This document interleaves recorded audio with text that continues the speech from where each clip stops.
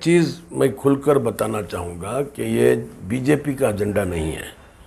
ये जो एजेंडा है आरएसएस का एजेंडा है और आरएसएस का जो भी डिसीशंस हो रहे हैं वो जो भी उनकी गवर्नमेंट है उसके ज़रिए से इम्प्लीमेंट कराना चाहते हैं। और ये जितने भी bill whether anti slaughter bill या ट्रिपल तलाक, ये जितने भी बिल आए हैं वो उनकी बुनियाद आरएसएस से ही है।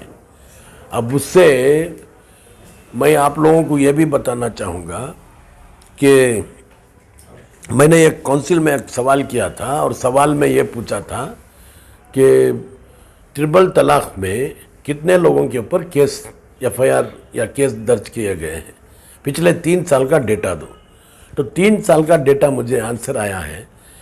लास्ट ईयर दैट इज़ 2021 में सिर्फ 15 लोगों के ऊपर केस हुए हैं और 1920 में 21 लोगों के ऊपर केस हुए हैं।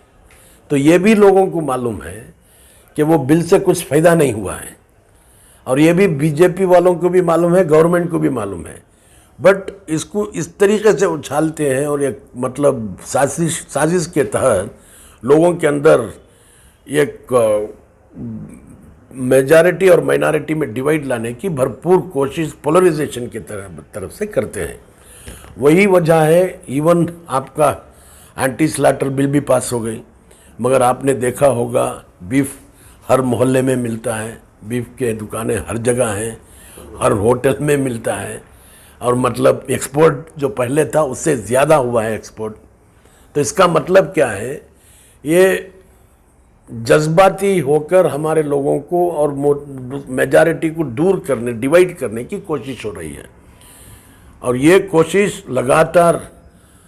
और इसी वजह से ये बोलते हैं कि भाई Congress party is a minority party, क्योंकि मतलब कांग्रेस को भी लगे कि माइनॉरिटीज़ को छोड़कर डर के सॉफ्ट हिंदुत्व अडॉप्ट कर लें। तो इस तरीके से ख़ास कर उनका जो टारगेट है माइनॉरिटीज़ में मुस्लिम कम्युनिटी है, मुसलमानों के ऊपर टारगेट करते हैं। तो अभी ये जो पिछले चंद दिनों से क्रिश्चियन कम्युनिटी के ऊपर जो टारगेट हो रहा है, मेरी सोच के हिसाब से कर्नाटक के अंदर सिर्फ 13 लाख क्रिश्चियंस हैं और 1 करोड़ मुसलमान हैं। तो ये इन लोगों का एक तजुर्बा देखना चाहते हैं कि अगर हम प्रेयर हॉल के अंदर जाके गड़बड़ करें और वहाँ पर जाकर जय श्री राम कहें तो किस तरीके से रिएक्शन होगा। अगर ये बात उनको मालूम है कि ख़ासकर मुसलमानों के अंदर ये नहीं हो सकता, क्योंकि हम 5 वक्त दिन में मिलते हैं, जमा होते हैं और हमारी तादाद भी बड़ी है और हमारे मोहल्ले भी बड़े हैं और अगर रिएक्शन हो सकता है तो इसलिए डर के मारे वे यहाँ पर नहीं आए, क्रिश्चियन प्रेयर हॉल में वगैरह गए हुए हैं।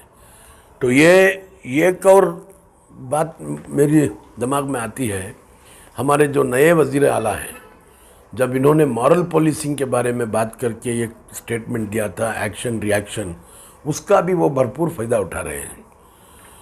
तो हम लोगों को भी चाहिए कि हम इसके बारे में एक सही तरीके से एक सब लोगों को साथ मिलाकर एक ऐसा प्रोग्राम बनाएं जिसमें दलित भी हो, बैकवर्ड पिछड़ा तबका भी हो, बहुत सारे कम्युनिटीज़ हैं जिनके साथ बहुत बड़ा धोखा हुआ है, उन लोगों को भी साथ में लेकर हम लोग इसके ऊपर एक बराबर मुसम्मम तरीक़े से एक प्रेजेंटेशन, एक प्लेटफॉर्म बनाएं और वो प्लेटफॉर्म के ज़रिए से एक जद्दोजहद करें। तो इसके बारे में एक कोशिश हो रही है। इसमें एक मीटिंग भी परसों हमारे साबिक हेल्थ मिनिस्टर महादेव पाल साहब के घर पे हुई है और आगे चल के भी इसको फिर नेक्स्ट वीक भी एक मीटिंग बुलाने की बात हो रही है। ಮಕ್ಕಳ ಹೈಯರ್ ಎಜುಕೇಷನ್, ಮಗಳ ಮದುವೆ, ಕನಸಿನ ಸ್ವಂತ ಮನೆ, ಇದಕ್ಕೆಲ್ಲ ಹೆಂಗೆ ಹಣ ಹೊಂದಿಸಬೇಕಂತ ಟೆನ್ಷನಲ್ಲಿ ಇದ್ದೀರಾ? ಟೆನ್ಷನ್ ಬಿಡಿ, ನೀವು ಅಡವಿಟ್ಟ ಚಿನ್ನವನ್ನ ಬಿಡಿಸಿ ನಿಮ್ಮಲ್ಲಿರೋ ಹಳೆ ಚಿನ್ನವನ್ನ ಇಂದಿನ ಆನ್ಲೈನ್ ರೇಟಿಗೆ ಕೊಂಡುಕೊಂಡು ತಕ್ಷಣ ನಿಮಗೆ ಬಾಕಿ ಹಣ ಕೊಡ್ತೀವಿ. ಹಿಂದೂಸ್ತಾನ್ ಗೋಲ್ಡ್ ಕಂಪನಿ, ಇದು ನಮ್ಮೆಲ್ಲರ ಕಂಪನಿ.